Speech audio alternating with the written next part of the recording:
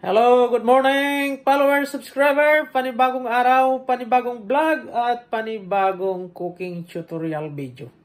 So, gagawa tayo ngayon ng bacon wrap scallop. So, ayan, nakabili tayo ng scallop sa market. Tsaka ito ang bacon natin. Hello mga guys, samahan niyo ako, gagawa tayo ng bacon wrap scallop. So, of course, meron tayong scallop. Bacon. Of course, malinis na yung kamay natin. So, our ingredients are garlic powder. We just put a little bit of garlic powder. Of course, black pepper. Don't put too much. Of course, a little bit of salt. So just it, that's only the ingredient.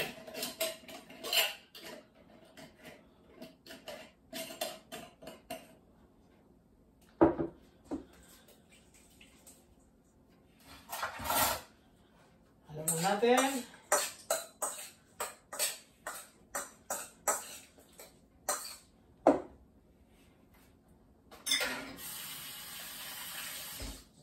Wash my hand. So, umpisahan na natin pag-wrap yung scallop natin sa bacon. So, of course, mayroon tayong toothpick. So, ito yung scallop natin. And the bacon. So, wrap lang natin. Very simple. Like that. And then, poke by the toothpick. That. One more.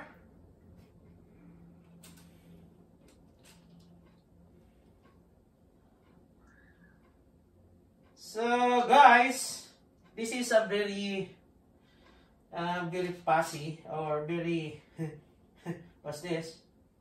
Sometimes very complicated because it's a little bit hard to make this, but this is a very good food for the kids or even for your business, but it's a little bit hard to prepare.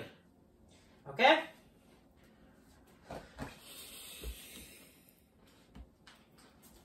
So, malapit na tayo matapos mag-wrap mga guys. Hindi ko na pinakita yung buong procedure ng kung paano ibalot ito kasi medyo matagal talaga.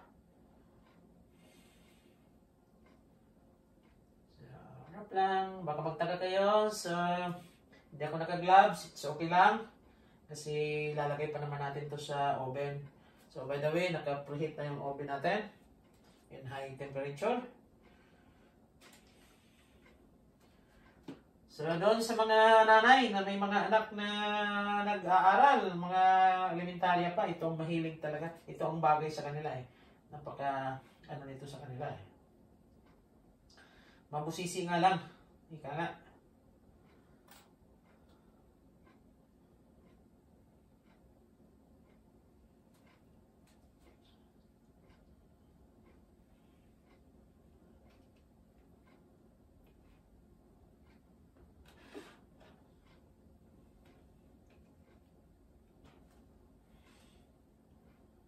Tamang-tama lang yung bacon natin.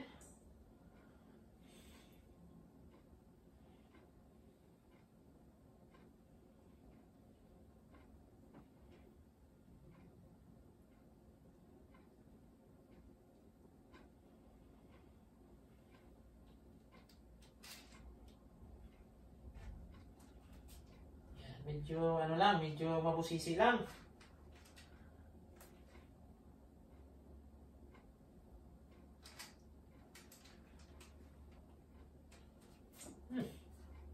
Hang on. I missed one topic.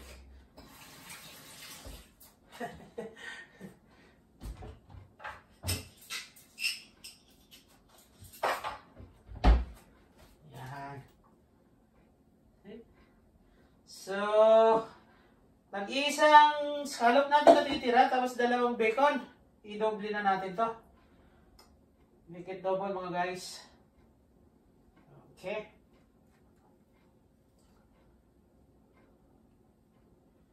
Alam niyo kung bakit ginawa ko to kasi namimiss ko lang yung when I was in passenger ship. I'm working in the kitchen as a assistant cook.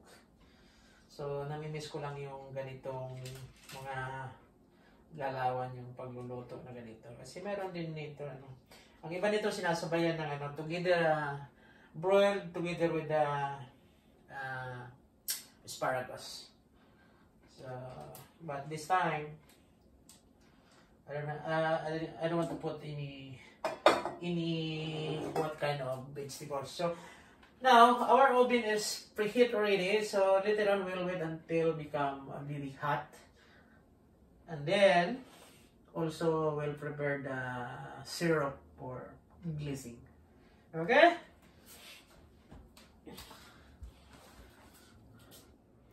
So, I have organic honey. So, itong gagamitin natin for glazing. Okay. So, medyo matigas na. But, if you don't have any honey or syrup, you can use ordinary sugar. Just dilute into water and then you can go for glazing. Yeah.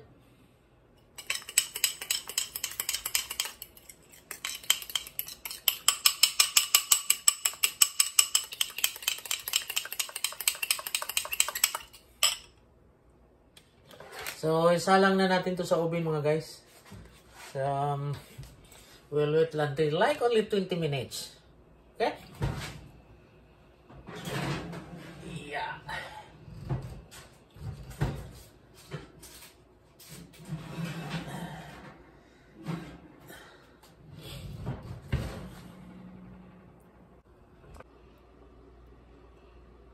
So, i-check natin yung sinalang natin mga guys sa oven after 10 minutes kung ano na.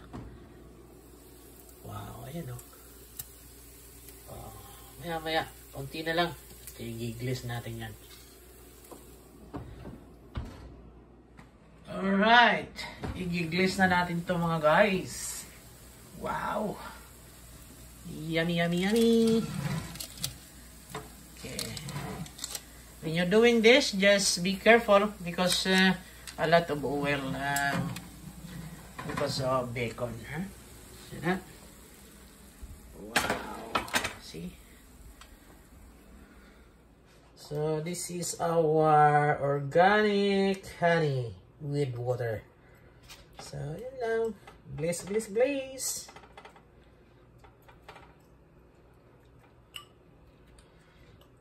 If you don't have any syrup or like honey, just use ordinary sugar. Just dissolve into the water and then make like this. Okay.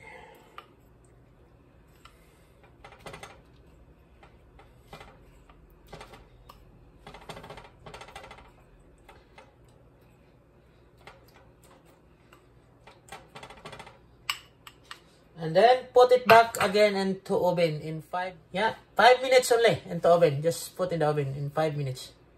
Alright. I think our Mino is ready. Wow. Look at that. See? Bacon wrap escallop. Yeah? Wow. Yummy, yummy, yummy! Sa araw na to, ako po ay humihiling kung sana ay nagustuhan nyo itong video to. Kung hilig kayo sa kusina, please subscribe naman, like and share. Bye for now!